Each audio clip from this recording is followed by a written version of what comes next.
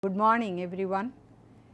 In the previous classes we developed interpolating polynomials at a set of discrete points which are equally spaced. We used the concept of forward and backward differences and developed these interpolating polynomials. Now we will see how we can obtain interpolating polynomials which interpolate a given function at a set of discrete points which need not be equally spaced.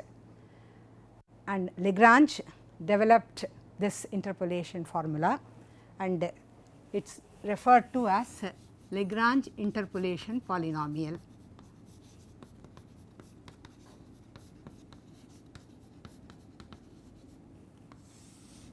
In this case, the nodes xi need not be equally spaced.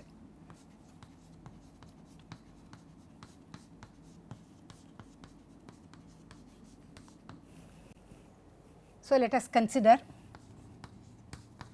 y equal to f of x to be a function which takes values f of x naught, f of x1, etc., f of xn corresponding to the points x naught, x1, etc., xn, that is points xi where I is equal to 0, 1, 2, 3 up to n. As I said earlier, the xi's need not be equally spaced.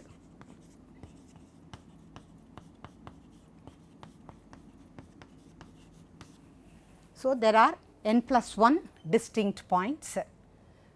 Therefore, we can represent this function y equal to f of x by an interpolating polynomial of degree at most n, say p n of x. So, we shall write down the form of p n of x as a naught into x minus x1 into x minus x2 etc. x minus xn plus a1 into x minus x naught into x minus x2 etc. x minus xn plus a2 into x minus x naught into x minus x1 into x minus x3 and so on x minus xn plus etc. plus an into x minus x naught into x minus x1 etc. up to x minus xn minus 1.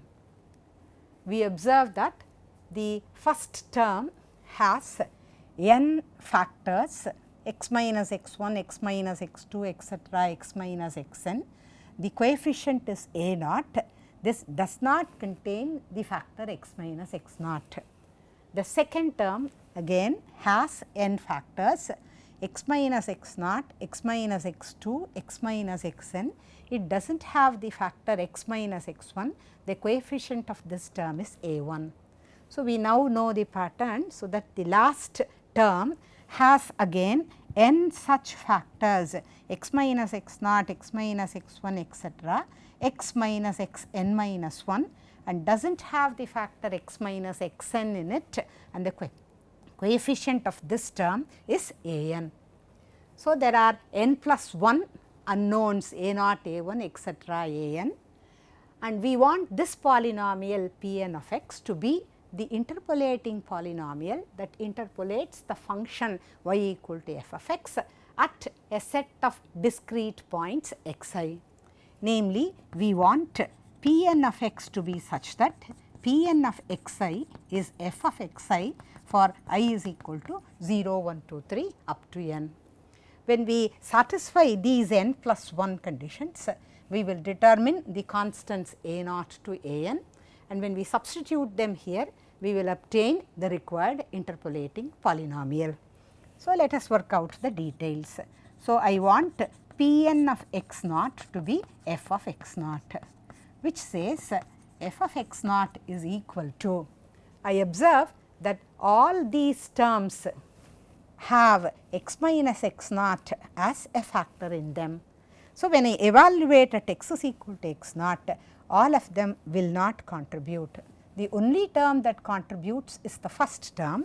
So, that gives a naught into x naught minus x 1 into x naught minus x 2 etc. up to x naught minus x n, which tells us that a naught is f of x naught divided by x naught minus x 1 into x naught minus x 2 etc.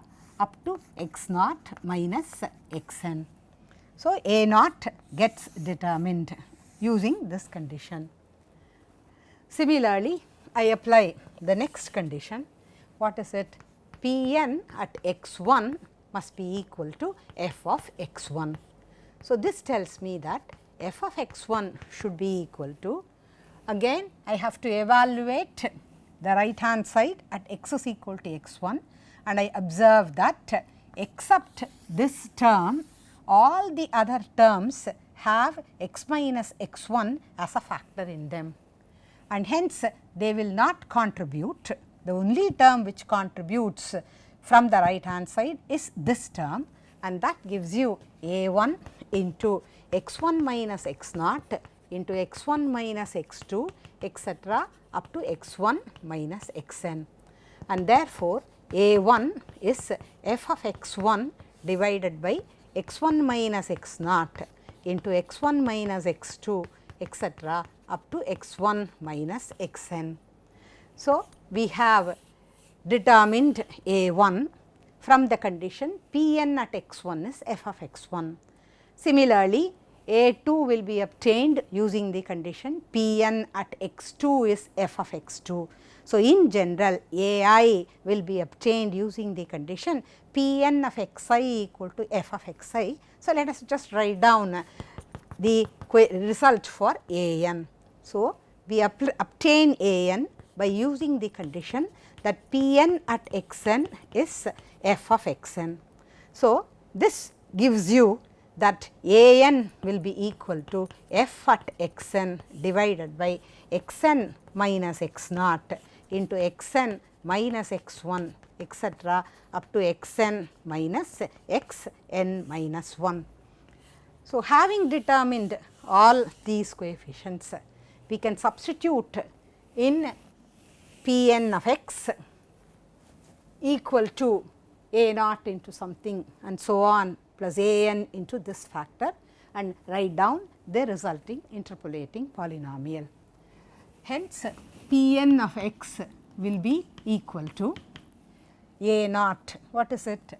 It is f of x naught by this factor multiplied by x minus x 1, x minus x 2 etc. x minus x n. So, we shall write down the term as follows. So, it is x minus x 1 into x minus x 2 etc.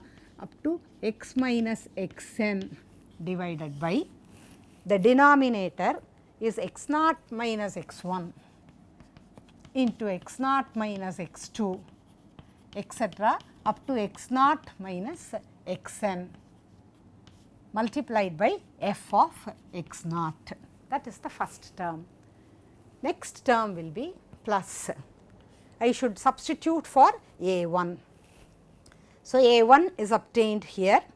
When I substitute, I get x minus x naught into x minus x 2 etc. up to x minus x n divided by x 1 minus x naught into x 1 minus x 2 and so on x 1 minus x n multiplied by f of x 1. And we write down the other terms, and finally, the term a n, which will be given by x minus x naught into x minus x 1 etc. up to x minus x n minus 1, which appears here, that multiplied by a n, and a n has been obtained as this. So, we have x n minus x naught into xn minus x1 etc. up to xn minus xn minus 1 multiplied by f of xn. We observe from here that the numerator does not have the factor x minus x naught in it, and the denominator is such that wherever x appears in the numerator, it is replaced by x naught in the denominator, and the first term is multiplied by f of x naught. Similarly, the factor x minus x1 is missing in this term, and the denominator is such that wherever x appears in the numerator, it is replaced by x1, and the term is multiplied by f of x1. And similarly, the last term, the factor x minus xn is missing, and wherever x appears in the numerator, it is replaced by xn. So, we have xn minus x naught etc. up to xn minus xn minus 1, and this is multiplied by f of xn. And this is the required interpolating polynomial, which has the property that Pn of xi equal to f of xi, where the xi's need not be equally spaced. So, we can write down this polynomial in the form L naught of x into f of x naught plus L1 of x into f of x1 plus etc. plus Ln of x into f of xn, where we shall write down what Lk of x is. So, Lk of x is such that L naught of x does not have the factor x minus x naught, L1 of x does not have the factor x minus x1, and so on. So, Lk of x will not have the factor x minus xk in it in the numerator. So, it will have x minus x naught into x minus x1 etc. x minus x k minus 1 into x minus x k plus 1 etc. up to x minus xn. What about the denominator? In the first term, when x minus x naught is not present, wherever x appears, it is replaced by x naught.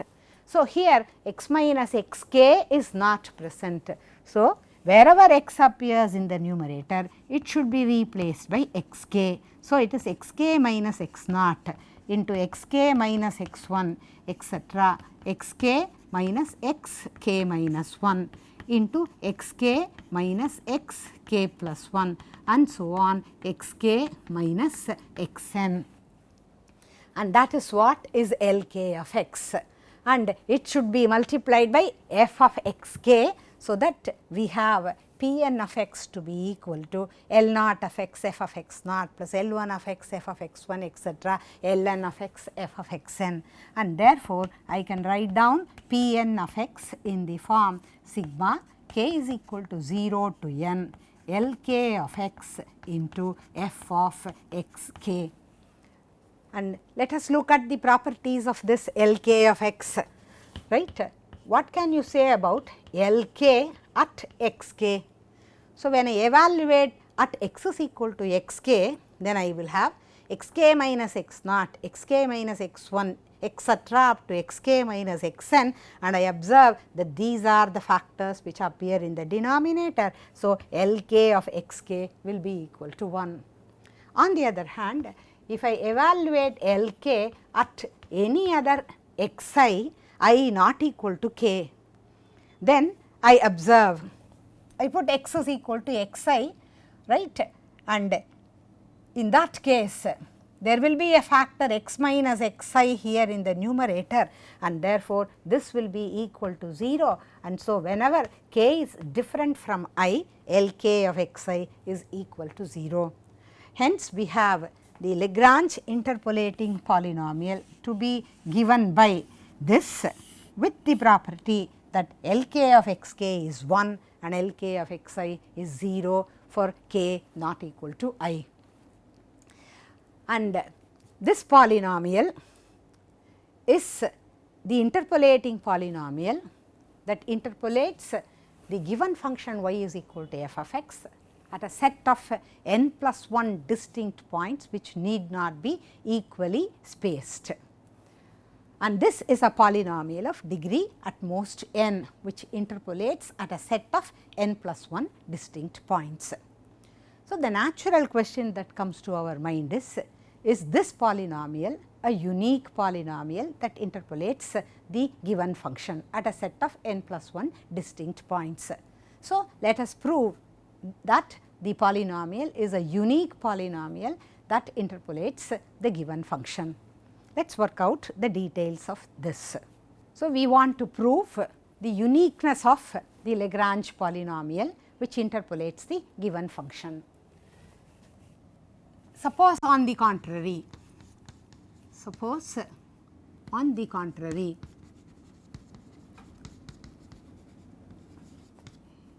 there is a polynomial Qn of degree at most n,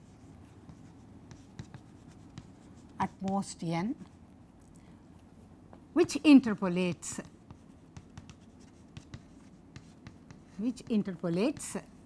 the function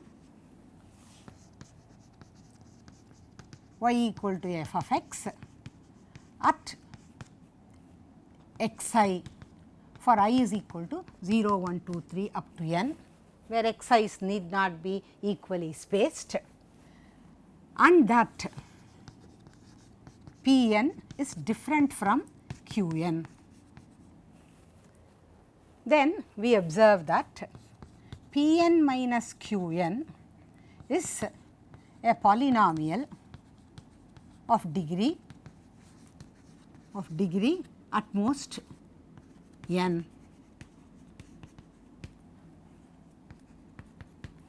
and in addition Pn of xi minus Qn of xi is f of xi minus f of xi, which is 0 for I is equal to 0, 1, 2, 3 up to n.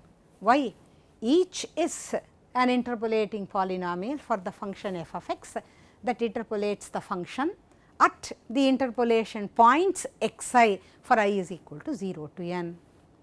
Since a polynomial of degree at most n cannot have n plus 1 distinct roots, it is identically 0. So, Pn minus Qn is such that this is identically 0, which implies that Pn of x is equal to Qn of x, which is a contradiction to our assumption that Pn is different from Qn, and therefore, our assumption is wrong, and then there exists only one polynomial Pn of x of degree at most n that interpolates the function at a set of n plus 1 distinct points, and that completes the uniqueness of Lagrange interpolation polynomial that interpolates the given function at a set of discrete points.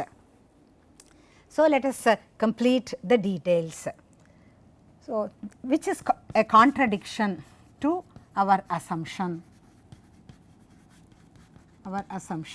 that Pn is different from Qn. Therefore, there exists only one interpolating polynomial,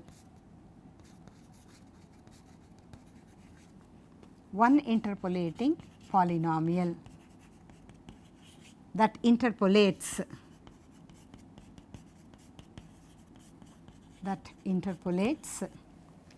the function f of x at n plus 1 distinct points.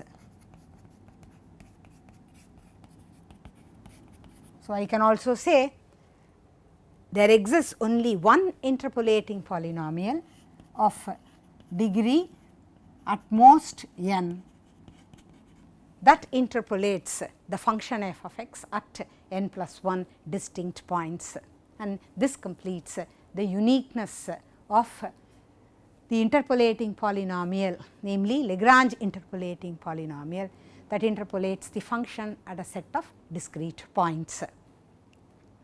So, let us understand the result by taking an example.